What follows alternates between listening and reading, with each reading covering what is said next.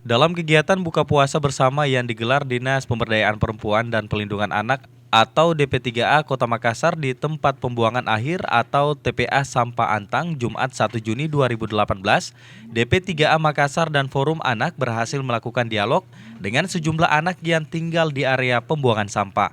Kepala Dinas P3A Kota Makassar, Tendri Apalalo, mengatakan bahwa sejumlah anak mengaku bercita-cita besar untuk masuk ke sekolah negeri unggulan di Kota Makassar. Namun karena keterbatasan ekonomi, harapan tersebut dinilai tidak dapat diwujudkan sehingga beberapa anak memilih memulung sampah dan menghentikan pendidikan. Namun Dinas Pemberdayaan Perempuan dan Perlindungan Anak Kota Makassar mengaku akan melakukan koordinasi dengan Dinas Pendidikan Kota Makassar untuk mengakomodir anak-anak yang berada di tempat pembuangan akhir sampah Antang agar tetap mendapatkan pendidikan sesuai dengan sekolah yang diinginkan, termasuk sekolah negeri unggulan.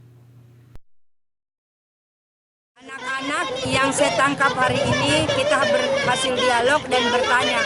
Ternyata ada kurang lebih 5 anak yang bermimpi sekolah di SMP 17.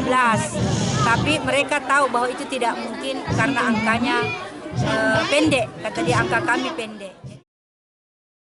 Tendri Apalalo juga mengaku bahwa beberapa anak di TPA Antang juga sudah mulai bersekolah, berbeda dengan tahun-tahun sebelumnya, di mana anak lebih memilih memulung sampah. Namun untuk tahun 2018, beberapa anak yang sudah tamat SD bercita-cita dapat bersekolah di salah satu sekolah unggulan, yakni SMP Negeri 17 Makassar. Ira, Fajar TV dan Fajar Radio melaporkan.